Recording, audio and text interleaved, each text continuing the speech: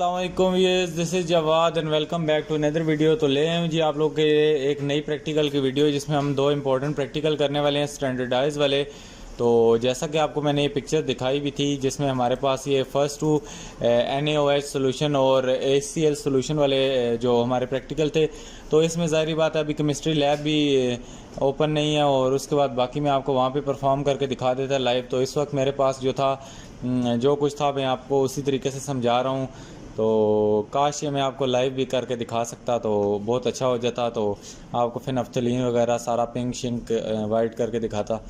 By the way चलो जो भी है अभी उससे फ़ायदा उठाते हैं। तो यहाँ पे हमारे पास आप लोगों के लिए एक मैं डाउनलोड मैंने की हुई है केमिस्ट्री 12। ये तो इनको सारी चीज़ों को PDF बनाओ, ये बहुत ज़्यादा मुश्किल वाला काम है।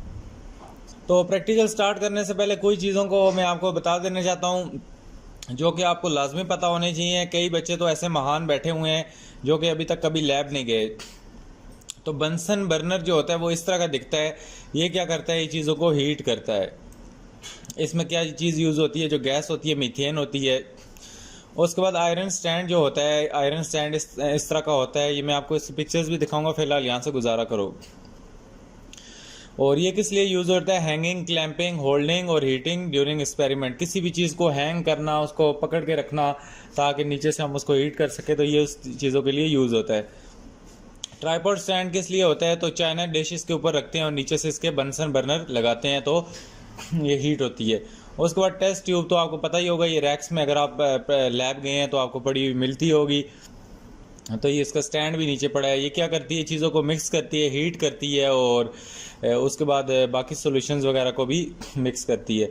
उसके बाद वायर गैस जो होता है ये चाइना डिश के ऊपर रखा जाता है। ये जाली सी होती है और ये इसको क्या करती है, यूनिफॉर्म हीट सप्लाई करती है। मतलब कि अगर डिश रखोगे नीचे डायरेक्ट बंसर बर्नर लगा दोगे तो वो एकदम एक साइड गर्म होगी, तो इसको रखोगे तो वो इक्वली हीट पहुंचेगी पूरी की पूरी चाइना डिश में। चाइना डिश वो यार प्लेट सी होती है, ये इसके ऊपर पड़ी हुई भी है, ये वाइट सी अगर आपको नज़र आ रही हो तो। उसके बाद आगे हमारे पास टेस्ट ट्यूब होल्डर। ये जो रेड कलर का एक होल्डर्स है, ये इससे टेस्ट ट्यूब को पकड़ते हैं। वैसे तो हाथ से ही पकड़ लेते हैं लेकिन जब गर्म करते हैं तो तब हम टेस्ट ट्यूब होल्डर का यूज़ करते हैं। उसके बाद पिपेट आपको ये पिपेट लंबी सी होती है और इससे क्या होता है, ये वॉल्यूम वगैरह जो लिक्विड्स के होते हैं ख़ास तौर पे हम टाइट्रेशन वगैरह में इसको यूज़ करते हैं, मेजर करके उसको ऐड करते हैं। बीकर्स तो आपको पता ही होगा, बीकर इस टाइप के दिखते हैं। इसमें हम सॉल्यूशन डालते हैं और फिल्ट्रेशन वगैरह के एक्सपेरिमेंट्स करते हैं। ब्यूरेट जो होता है, ये ब्यूरेट उस पे लगता है, ये जो ऊपर है क्या नाम है, आयरन स्टैंड। आयरन स्टैंड पे अभी हम इसको लगाएंगे भी, आपको दिखाऊंगा किस तरह लगाते हैं। तो उसके बाद फ़नल, ये वाला फ़नल होता है और ये फ़नल स्टैंड है। जब ये हीट अप हुआ होता है तो इसको पकड़ते हैं लेकिन ज़्यादा इसकी ज़रूरत नहीं पड़ती। फ़नल को भी हम ऊपर लगाते हैं किसी भी चीज़ को, ये जो ऊपर ब्यूरेट है, ब्यूरेट में डालने के लिए ताकि वो बाहर गिरे ना। उसके बाद ये मेजरिंग फ्लास्क हमारे पास होते हैं। तो ये उसके बाद वॉच ग्लास होता है, इसको हम क्या चीज़ें करते हैं, सॉलिड केमिकल्स को वेट करने के लिए यूज़ करते हैं। उसके बाद हमारे पास थ्रिस्टल फ़नल का भी फ़िलहाल यूज़ नहीं है। डिलीवरी ट्यूब्स को भी छोड़ दो, थर्मामीटर का आप सबको पता है, वूफ्स बॉटल को भी छोड़ दो, ग्लास जार को भी छोड़ दो, कॉर्क को भी, और इन सारों को। चाइना डिश को देख लो, ये इस तरह की डिश होती है। बाय द वे हम अपने प्रैक्टिकल 2 पे आते हैं कि standardize the given NaOH solution volumetrically. तो इसका हमने वॉल्यूम फाइंड करना है। तो अपरेटस में हमें क्या है, पिपेट मिली हुई है, उसके बाद ब्यूरेट मिला हुआ है, कॉनिकल फ्लास्क मिला हुआ है, फनल, बीकर और आयरन स्टैंड। ये आपको रट्टा लगाने की ज़रूरत नहीं है। जब आपको कल मिलेंगी चीज़ें तो आप इनको, अगर आपको पता होगी, पहचान होगी, तो आप ये देख सकोगे। तो मैं आपको पिक्चर्स भी एक बार दिखा देता हूँ इन चीज़ों की। ये हमारे पास जो बीकर पड़ा हुआ है, ये हमारे पास इस टाइप का होता है, इस पे ये सारी चीज़ें लिखी होती हैं।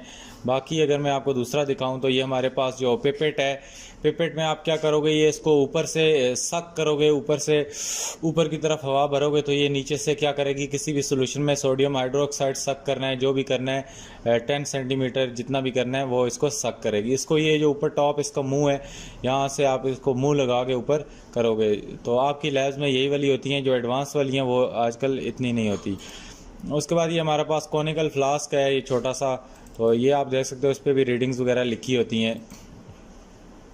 आगे चलो तो ये हमारे पास एक और आता है, ये जो फनल है, ये ऊपर उसमें डालने के लिए, पिपेट में डालने के लिए चीज़ें ज़रूरत पड़ती है। उसके बाद ये हमारे पास ये स्टैंड है, जो इसमें हम वो लगाते हैं पिपेट वगैरह सारी चीज़ें। तो बाय द वे आपने ये भी चीज़ें देख ली होंगी, तो हम इसको अभी मैं इसको हटा देता हूँ यहाँ से। तो अभी आपको सबसे पहले केमिकल इक्वेशन रट्टा लगानी है। दूसरे और तीसरे की केमिकल इक्वेशन एक ही है। इस वाले में NaOH वाले में आपने पहले NaOH लिखना है, इसको HCl के साथ अटैच करना है। तो ये Na जो है हमारा, ये किसके साथ मिल जाएगा, ये इधर Cl के साथ मिल जाएगा। और जो H है और OH है, ये हमारे पास जो H और OH है, इनका क्या होगा कि ये हमारे पास जो दो हैं ये आपस में मिल जाएंगे। OH और H मिल के क्या बनेगा, 2H हो गए, H2O। तो ये हमारे पास इधर NCl और इधर H2O बन जाएगा। तो उम्मीद है इक्वेशन आपको समझ आ गई होगी। ये जो छोटा n है इससे मुराद है जी नंबर ऑफ मोल्स। तो नंबर ऑफ मोल्स N1 से मुराद है आप लोगों की कि NaOH में, और N2 से आपकी मुराद क्या है, HCl। तो दोनों में नंबर ऑफ मोल 1 होंगे, इस एक्सपेरिमेंट में भी और एक्सपेरिमेंट नंबर 3 में भी। उसके बाद मोलर रेशो HCl कंपैरिजन करना है NaOH का, तो 1:1 है, क्योंकि दोनों के मोल जो हैं 1। स्टैंडर्ड सोल्यूशन क्या है, 0.1 मोलर हाइड्रोक्लोरिक एसिड इसमें हम यूज़ करने जा रहे हैं। और इंडिकेटर क्या है, फिनफ्थलीन। इंडिकेटर का मतलब होता है जो कि इंडिकेट चीज़ करती है, तो फिनफ्थलीन है ये। इसका कलर क्या होता है, पिंक होता है। ये आपसे वाइवा में पूछ सकता है। एंड पॉइंट क्या होगा कि लाइट पिंक कलर हमारे पास आएगा। जब पिंक होगा तो हम उसको उसमें ये डालेंगे, HCl इतना डालेंगे ताकि वो लाइट पिंक हो जाए। उसके बाद ये आप थोड़ा बहुत समझ लो, हमारे पास स्टेप 1 में हमने क्या करना है कि ये हम साथ साथ प्रोसीजर भी पढ़ेंगे और इसको भी डिस्कस करेंगे। तो यहाँ पे थोड़ी चीज़ें मिस हुई हैं। बाकी ये देख लो कि ये पिपेट है, इसको जो ऊपर ये वाली ये जगह है, ये इधर से आपने सक करना है अपना मुंह लगा के, और ये NaOH को आपने सक कर लेना है। तो यहाँ पे थोड़े स्टेप मिस हैं। डायरेक्टली जो स्टेप है वो पढ़ो, आगे जाके मैं आपको बाकी भी समझा देता हूँ। बाकी दूसरे में क्या है, ड्रॉपर आपको एक मिलेगा फिनफ्थलीन। जब आप ओपन करोगे तो फिनफ्थलीन इस तरह की पिंक कलर की होगी। तो इसको आप फिनफ्थलीन वाले बॉक्स से इस ड्रॉपर में ले के आओगे। ये जो बीकर पड़ा है ब्लू कलर का, ये हमारे पास कॉनिकल फ्लास्क जो पड़ा है ये पिंक है। इसमें फिनफ्थलीन ऑलरेडी सारी की सारी फिनफ्थलीन नहीं है, इसमें हम ड्रॉपर से ड्रॉप ऐड कर रहे हैं, तो ये खुद पिंक हो रही है। आपको फिनफ्थलीन अलग बॉटल में मिलेगी, आप उससे ड्रॉपर लोगे। ये जो ड्रॉपर बना हुआ है इसको मैं ग्रीन करता हूँ। ये ड्रॉपर आप लेके क्या करोगे, फिनफ्थलीन को वहाँ से सक करोगे और यहाँ पे आके इसको डालोगे। NaOH का ये जो बार है, NaOH के ये जो इसमें NaOH पड़ा होगा, इसमें आप आके फिनफ्थलीन डालोगे तो इसमें क्या होगा, पिंक कलर बन जाएगा। जब ये पिंक कलर बन जाएगा तो आप इस जो ब्यूरेट है, ब्यूरेट में आप क्या लोगे, हाइड्रोक्लोरिक एसिड लोगे। ये ब्यूरेट को यहाँ पे स्टैंड लगा के इस पर फिक्स कर दोगे। और ये जो इसका नीचे वॉल है, ये नीचे इसका वॉल है, इसको आपने फिलहाल टाइट रखना है। कॉनिकल फ्लास्क नीचे पुट करोगे, ये फुल पिंक होगा। ये भी लाइट पिंक इसलिए हुआ है कि रिएक्शन चल चुका है। तो आपने ब्यूरेट में क्या करना है, 0.03 से रीडिंग 0.00 सेंटीमीटर क्यूब से कहाँ तक लेना है जी, इसको 50 सेंटीमीटर क्यूब तक आपने इसको भरना है। मैं ये रीडिंग्स आपको आगे बताऊंगा कि क्या क्या लेनी है आपने। तो इसको आपने भरना है और आहिस्ता आहिस्ता वॉल को ड्रॉप बाय ड्रॉप इसमें ऐड करते जाएंगे। तो ये क्या इसकी वो हो जाएगी, तो इसको आप ड्रॉप बाय ड्रॉप ऐड करते जाएंगे तो ये क्या हो जाएगा, लाइट पिंक हमारे पास हो जाएगा। तो स्टेप 3 में क्या होगा, न्यूट्रलाइजेशन यहाँ पे हमारे पास आ जाएगा रिएक्शन। उसके बाद यहाँ पे हमारे पास जो 4 है, यहाँ पे रॉन्ग और करेक्ट रीडिंग। तो यहाँ पे जो हमारे पास जो हमारा ब्यूरेट आता है, ये हमारा ब्यूरेट है। आपको पता होना चाहिए इसकी रीडिंग आपने किस तरह लेनी है। रीडिंग अभी मैं आपको किस तरह प्रैक्टिकली काश मैं आपको बता सकता, लेकिन फिलहाल यहाँ से समझो। रीडिंग आपने बिल्कुल अपनी आंख का जो पोस्चर है, ना तो ऊपर से देखना है ब्यूरेट को, ना तो नीचे से, बिल्कुल जो डायरेक्टली आई कॉन्टैक्ट आपने रखना है रीडिंग के साथ, बिल्कुल स्ट्रेट आई कॉन्टैक्ट रखना है, तब रीडिंग करेक्ट आएगी, नहीं तो रीडिंग में फॉल्ट आएगा। ये हमारे टीचर्स हमें बताते थे, तो मुझे अभी तक याद है। तो आगे चलो, प्रोसीजर, ये सारी जो बातें मैंने आपको बताई हैं अपनी वर्डिंग में आप इस प्रोसीजर को लिख सकते हो। आपको कोई रट्टा लगाने की जरूरत नहीं है। आपको प्रोसीजर में अभी जुबानी कलामी बताता हूँ। सबसे पहले आपने ये पिपेट लेना है। पिपेट को आपने डिस्टिल्ड वाटर से धो लेना है। अभी मैं प्रोसीजर नहीं देख रहा, प्रोसीजर के बगैर आपको मैं ये सारा कुछ बताता हूँ जो कि मुझे अभी तक याद है। तो आपने इसको धो लेना है। बाकी NaOH वाला ये जो बीकर है इसको भी आपने क्या करना है, डिस्टिल्ड वाटर से धो लेना है, ताकि इसमें किसी भी चीज़ की गुंजाइश ना बचे। कोई जो इसमें पुराना एक्सपेरिमेंट हुआ है उसके, या ये जो पिंक कलर का केमिकल मौजूद है ये इसमें पहले से ना हो। तो डिस्टिल्ड वाटर, अब पूछेंगे क्या होता है, तो डिस्टिल्ड वाटर ये देखो आपका यहाँ पे भी प्रोसीजर में लिखा है कि rinse the pipette with distilled water then. ये आपने ये वाली मुश्किल वर्डिंग बेशक ना लिखें, मेरी वाली आसान वर्डिंग लिख लें तो बेहतर होगा। तो रिंस का मतलब है पिपेट को आपने धोना है डिस्टिल्ड वाटर से और with the given NaOH solution. तो NaOH का जो फ्लास्क है आपने उसको भी धोना है। और उसके बाद कहते हैं now rinse the conical flask with distilled water only. तो यहाँ पे क्या है, जो कि आपका कॉनिकल फ्लास्क है उसको भी आपने डिस्टिल्ड वाटर आपको अलग से प्रोवाइड किया जाएगा। ये कोई सोल्यूशन नहीं है, ये उबला हुआ पानी होता है। इससे आपने वो जो कॉनिकल फ्लास्क है जिसमें NaOH डालना है उसको भी आपने धो लेना है। फिर आपने पिपेट करनी है। पिपेट आउट का मतलब है आपने ये जो पिपेट है ये पिपेट लेनी है, इसको मुंह से सक करना है, NaOH वाले बार में डाल के। स्टेप 1 यहाँ पे आता है। जब ये धुलाई हो गई, इस पिपेट की भी धुलाई हो गई और इस बीकर की भी धुलाई हो गई, जो कि ये स्टेप 2 वाला बीकर है, खाली बीकर। तो ये NaOH बीकर में नहीं होगा, NaOH आपके पास डब्बों में होगा या किसी भी फ्लास्क में होगा। तो बात अभी स्टेप 2 की हो रही है, जो खाली हमारे पास कॉनिकल फ्लास्क है। पिपेट को आपने लेना है, इसको धो लेना है और उसके बाद ये जो दूसरे नंबर वाला खाली बीकर आपके पास होगा, कॉनिकल फ्लास्क होगा, इसको भी आपने धो लेना है।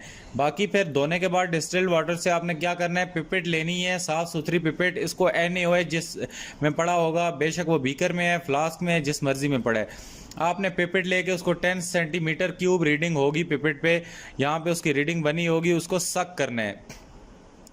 Pipette out 10 centimeter of NaOH into a conical flask, then add 1-2 drops of phenolphthalein। तो पहले हम इसको सक कर लेते हैं।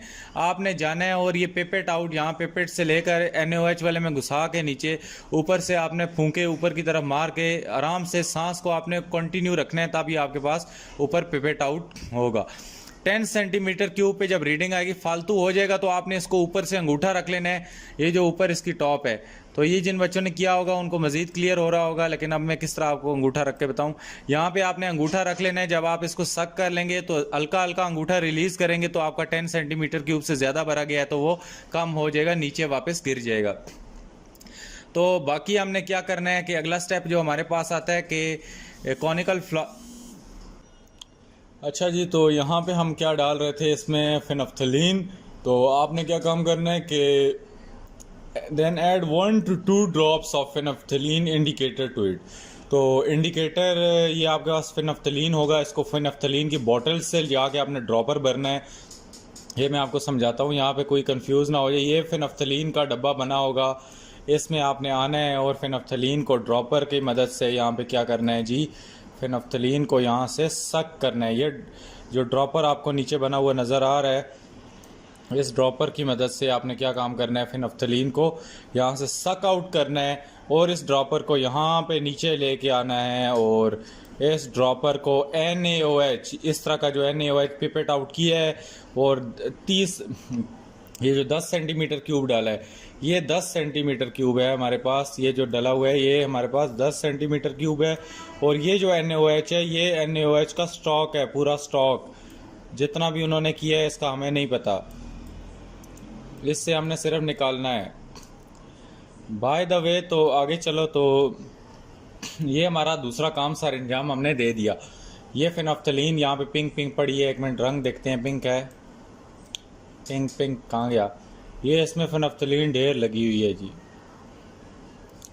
फेनोफ्थलीन आपने यहाँ से क्या की, सक आउट की, सक आउट करके आपने क्या की, इसमें डाली, तो ये क्या बन गया, पिंक। तो आगे देखते हैं क्या हुआ फिर। The solution will turn pink. दो NaOH की जो सोल्यूशन है वो क्या होगी, पिंक हो जाएगी। Rinse the burette first with distil water, then with the given HCl solution.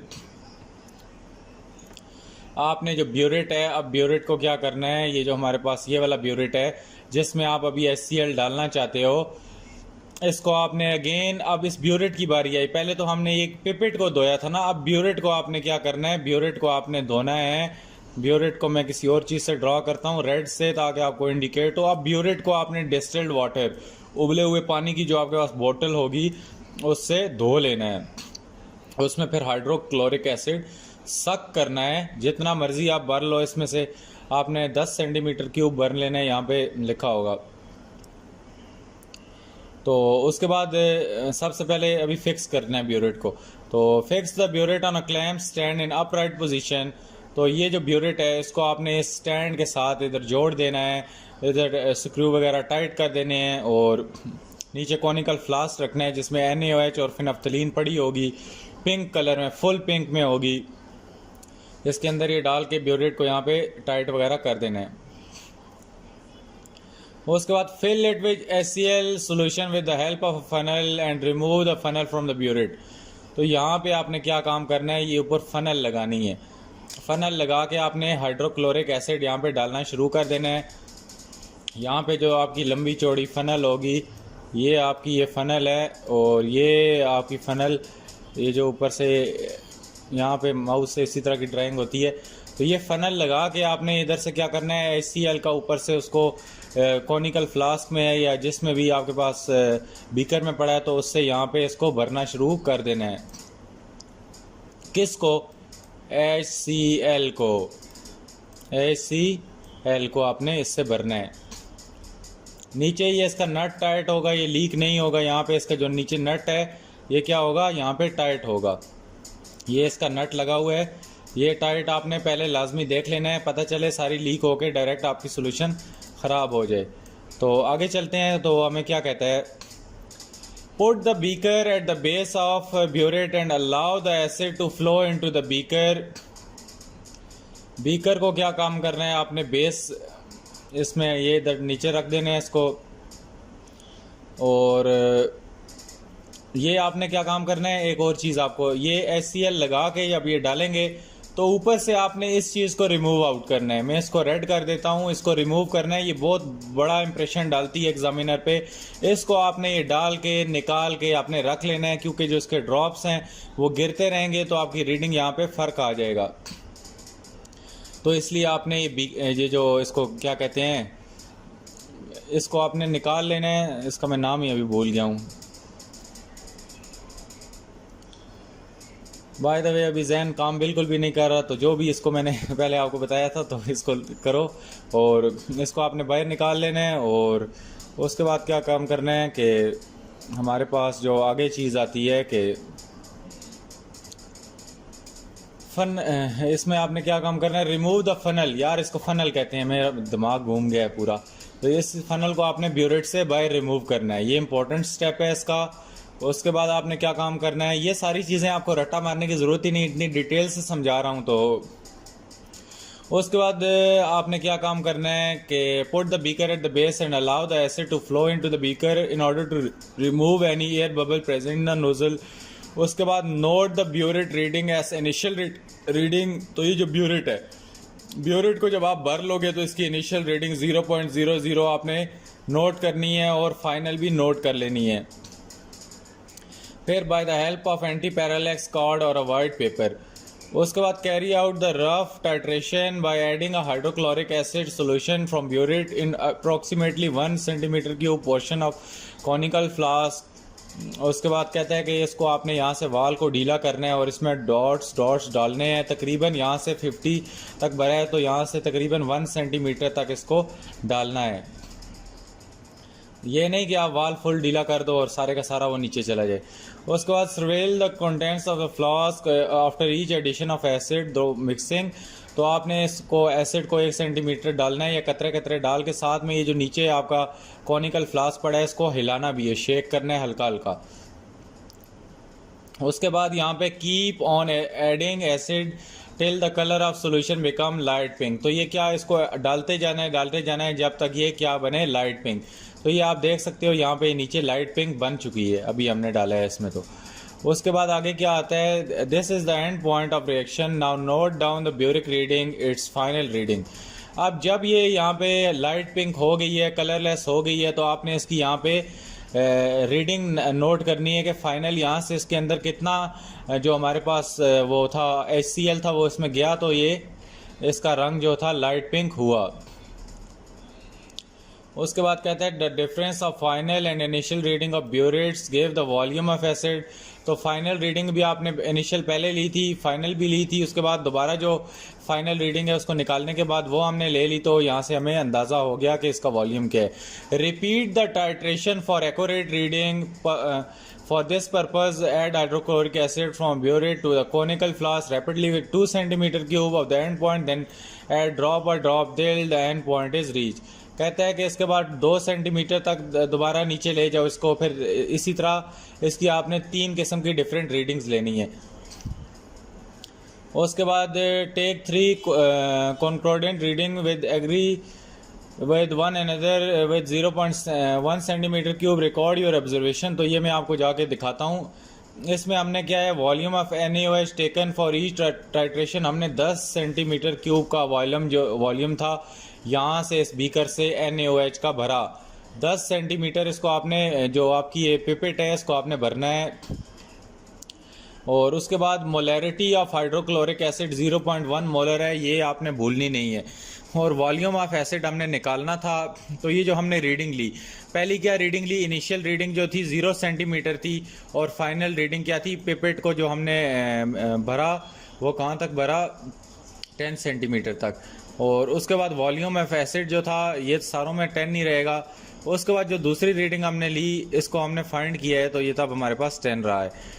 तो ये देखें 0 से लेकर 10 के दरमियान 10, ये 10 से 20 के दरमियान 10, 20 से 30 के दरमियान वॉल्यूम क्या है 10।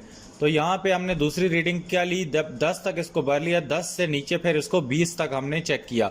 10 से 20 तक इसकी इनिशियल रीडिंग 10 हो गई। जब जाहिर बात है 10 कम हुआ तो ये 0 से नीचे नहीं आता था, 10 पे आ गया। जब 10 पे आया तो 10 से लेकर हमने उसको 20 तक नीचे जाने दिया। उसके बाद जब ये 20 तक फ्लूइड रिलीज हो गया तो जो तीसरी रीडिंग थी वो हमने 20 से लेनी थी, वो 20 से 30 तक आई। तो मैं आपको इधर थोड़ा समझाता हूँ यार, क्या कंफ्यूज हो जाओगे। ये देखो यहाँ पे जब ये 0 से लेकर 10 तक आया, पहली रीडिंग हमने ली, तो ये यहाँ पे 10 पे अब ये HCl हमारे पास 10 पे बच गया। उसके बाद जब हम 10 से दूसरी रीडिंग लेंगे, 10 से लेकर यहाँ पे 20 तक आ जाएगा, तो फिर दूसरी रीडिंग यहाँ से हमें लेनी पड़ेगी। तो उम्मीद है ये आपको समझ आ रहा होगा। तो उसके बाद कहता है कि ये वॉल्यूम ऑफ एसिड हमारे पास, ये टेबल बनाना अब कौन सा मुश्किल काम है। तो मीन वॉल्यूम जो हमारे पास आया वो सारे का सारा HCl का क्या था, 10 cm³, क्योंकि तीनों में 10 का 10 है।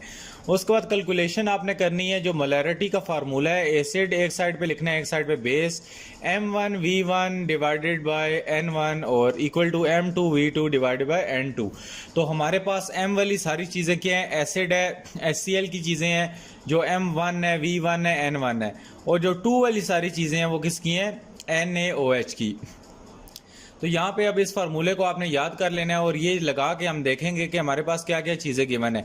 हमारे पास मोलैरिटी ऑफ HCl जो एसिड था वो गिवन है, और वॉल्यूम ऑफ एसिडिक सोल्यूशन भी गिवन है जो कि 10 cm³ ही हमने ऊपर निकाली है सारी।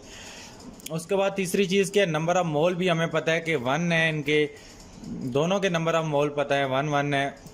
और मोलैरिटी ऑफ बेस सोल्यूशन, अब NaOH का हम यहाँ पे जो फाइंड कर रहे हैं ये सारी चीज़ें, तो इसका हमें बेस नहीं पता, तो इसलिए हमें M2 नहीं पता। M2 को मैं किसी और चीज़ से हाईलाइट करता हूँ, इसमें सिर्फ हमने M2 निकालना है, बाकी सारी चीज़ें हमें पता हैं।